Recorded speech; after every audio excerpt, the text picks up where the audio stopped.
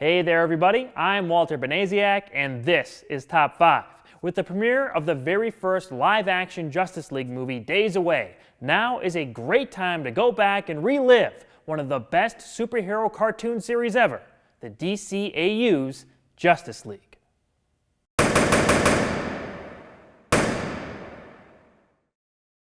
This show was a DC fan's dream come true back in the early 2000s.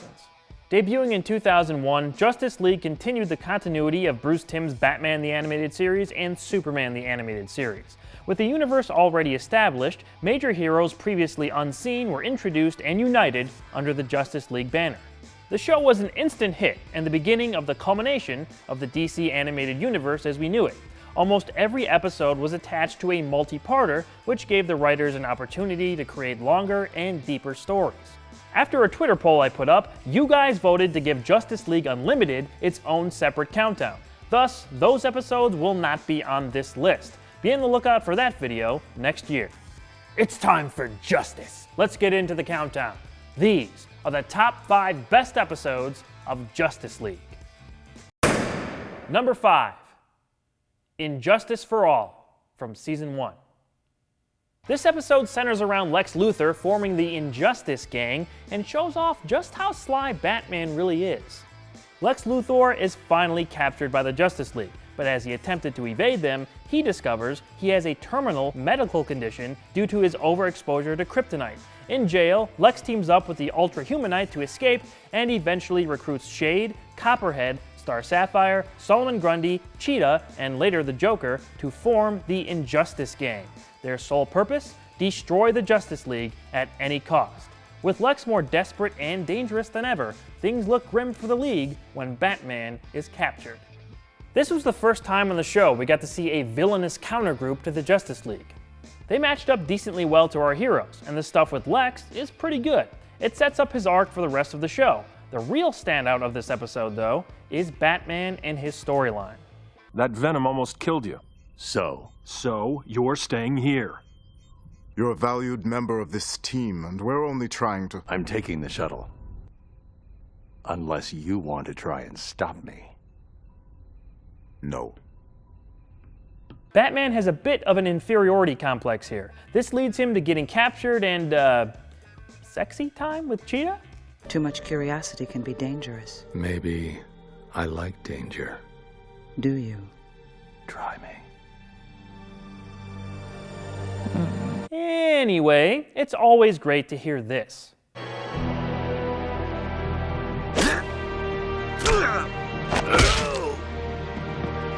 No fair! How'd you get free? Maybe it was the Joker's appearance, but this episode has always stood out in my memory when thinking of the best Justice League episodes. On the rewatch, it didn't disappoint. And I had those flames out before the firemen even stepped off their trucks. That's fast. Fastest man alive. Which might explain why you can't get a date. Yeah. Hey! Number 4. A Better World, from Season 2. A lot happened in this episode. It wasn't just your run-of-the-mill doppelganger story. On an alternate Earth, a familiar team of heroes rule their world. These are the Justice Lords, composed of Superman, Batman, Wonder Woman, Green Lantern, Hawkgirl, and the Martian Manhunter. Their Earth is free of crime, but the way they achieved that was through setting aside their morals and ruling through authoritarian fear. It's discovered that Justice Lord Batman has created an interdimensional gateway into the universe of the Justice League.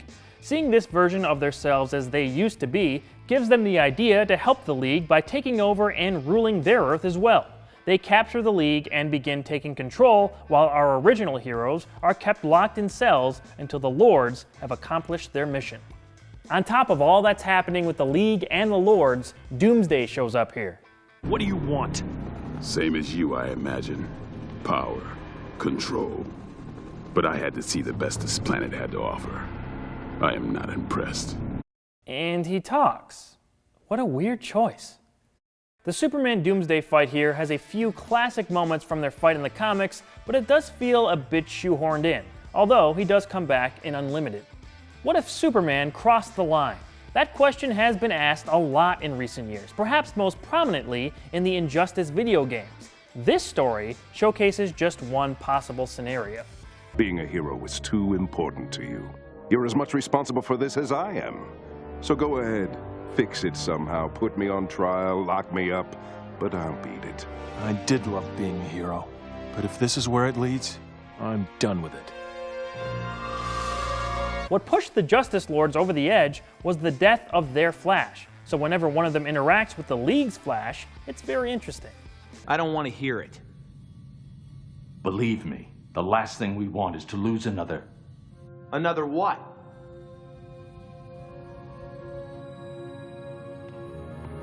Once again, Batman is a very strong part of this story, and we get him in stereo. You grabbed power, and with that power, we've made a world where no 8-year-old boy will ever lose his parents because of some punk with a gun. We also get a dark little tease from Lex that matches something that happened on the Justice Lord's Earth. Where do you go from here? Back to running LexCorp? Oh, the business world doesn't seem as challenging as it used to, and there's no poetry in it either. I have been giving some thought to politics. Number 3, Hereafter, from Season 2. This was a very well done story that's almost interchangeable with what's coming up at number 2. Some of Superman's greatest enemies form a pact to destroy the Man of Steel for good. In a huge battle in Metropolis, the Toyman is blasting things away with a giant disintegrator ray. It eventually hits Superman, leaving no trace of him left. The entire world thinks he's dead, and they mourn him accordingly. The greatest hero Earth has ever known is gone, and everyone he's ever associated himself with shows up to pay their respects. However, the truth behind Superman's shocking death is more than meets the eye. Just in case you haven't seen this episode yet, I'd highly suggest it. Watch it first, then come back. I'm gonna have to get into some spoilers. Part 1 covers the death of Superman very well. They sell it perfectly. The other Leaguers appropriately feel his loss. How many battles did we win simply because he was there? Yeah. I used to be able to goof around so much because I knew Superman had my back. Now all I've got is his example. And that's gonna have to be enough. Even some of Superman's enemies come to pay their respects. Are you happy now? Isn't this what you've always wanted? I hate you! I hate you! Believe it or not, I'm going to miss him too. The best moment from his funeral comes as his friends walk his coffin down a big avenue in Metropolis. The theme blares, and we're really invested in what's happening.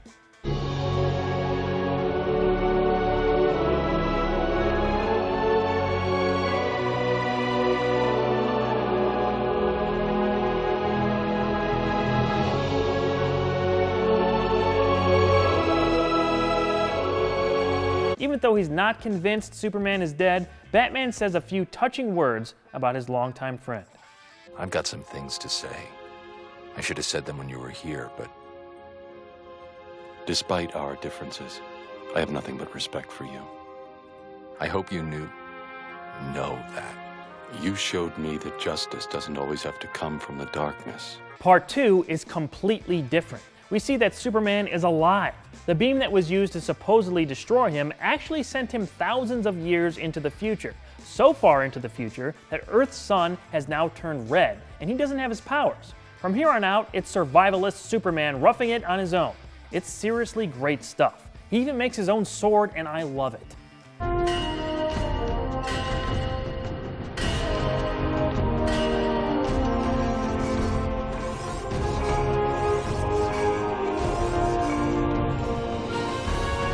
The only human left alive, by his own doing, is the immortal Vandal Savage. Your funeral was lovely. It was on all the networks. I used to have the DVD. I'm glad you enjoyed it. As a matter of fact, I did. But I've had 30,000 years to reconsider. Savage now regrets what he did and tries to help Superman return to the past to stop his younger self from eradicating the human race. They fight giant cockroach creatures together, and it's unexpectedly amazing. You actually have sympathy for the villainous Savage, and seeing these two work together was great. This episode is very unique, with two very different parts. Even if you aren't a traditional Superman fan, you might get some enjoyment out of seeing him use his wits instead of his powers to survive. Only 2 episodes top this one. Number 2, Legends, from Season 1. Alright, this episode is just awesome. Superman, Batman, and Wonder Woman aren't even really in it. During a fight with a giant robot controlled by Lex Luthor, the Justice League depowers the massive mechanical menace, but as it begins to topple, Hawkgirl, Green Lantern, and Martian Manhunter are put directly in harm's way. The Flash tries to save them by keeping the robot airborne, but he ends up running so fast that he transports himself and anyone nearby into an alternate dimension. The League is surprised to see that they've arrived in Seaboard City, an idyllic town reminiscent of 1950s America. They find out that another superhero team inhabits the city called the Justice Guild. The Guild is made up of the Green Guardsman, Tom Turbine, the Streak, Black Siren, and Catman. After an initial spat, the Guild agrees to help the League find their way home. This episode is also a favorite of the showrunners behind it. Originally, they wanted to use the JSA in the story, but were turned down by DC Comics, although it's pretty obvious who's supposed to be who. This episode is full of classic Golden Age fun. Flash, look!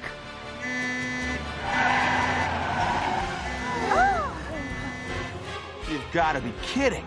Only they would commit such a heinous act. And on a Sunday. You're a credit to your people, son. Thanks. Yeah, that's in there too. Another very cool aspect of this story is that the Justice Guild were comic book heroes in the Justice League's Earth. Jon Stewart even grew up idolizing them, so it's really cathartic to see him get to live out his childhood dreams with his heroes. However, something is noticeably strange with this whole situation, and as things get weirder, it makes the episode that much more interesting. If you've never seen this one, it's an essential installment of the show. If you have, give it a rewatch. You won't regret it. Like basically all of the DCAU shows, quality was something we could really count on with Justice League. That being said, here are the episodes that just missed out on the top 5 as honorable mentions.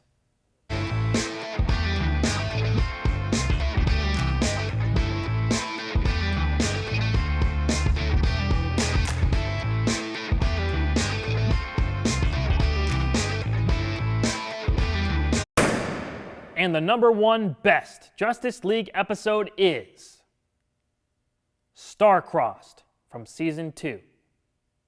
Honestly, how could it be anything else? Spoilers ahead, folks. Thanagarians invade Earth as Hawkgirl is revealed as being a spy for her people all along. The Thanagarians claim they are protecting the Earth from their mortal enemies, the Gordanians. But their leader, Hroltalik, later confesses to Hawkgirl that isn't exactly the case. Hawkgirl also makes it known that she was engaged to Hro the entire time, leaving a recently started relationship with Jon Stewart in question. As the League digs deeper into the Thanagarians' presence on Earth, they must do everything possible to discover the invaders' real intentions, no matter what. This was a massive 3-parter, and an appropriate end to this version of the show. The heartbeat of this finale is the love triangle between Green Lantern, Hawkgirl, and Hroltalik. It's an emotionally gripping story that we had been following 2/3 of for a long time at that point. John, there were so many times I wanted to. But? This was a military mission. I'd sworn an oath of secrecy and I couldn't tell anyone. Sorry, but not even you. You're a soldier. I'd think you'd understand. Hawkgirl's betrayal not only affected her relationship with Green Lantern, it changed everything moving forward about the show. This is arguably the most substantial event in the history of the DCAU. Whose side are you really on? Don't you know?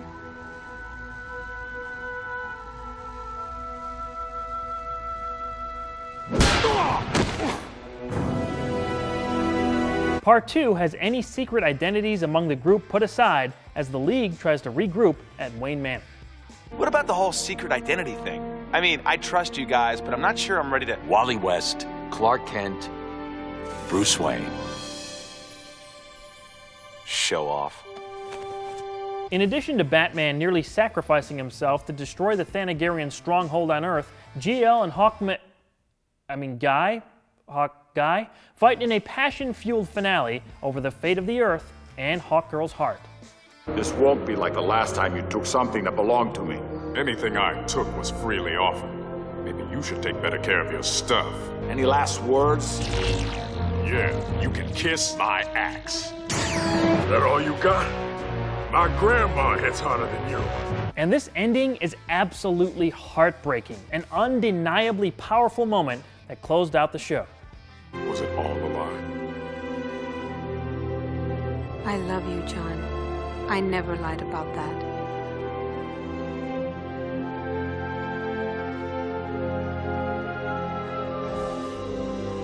There's a new Justice League cartoon in town that debuted late last year. To check out my thoughts on Justice League Action and how it stacks up to the classic series, head on over to my personal channel where a new video just went up on the subject. I want to hear what you guys think. What is your favorite Justice League episode? What do you want me to cover next on the show? Leave a comment and let me know. To stay in touch, like my Facebook page, facebook.com/AwesomeWalterB, and follow along on Twitter to take part in more polls about what may be covered in the future. Come back next week for a new episode of Top 5.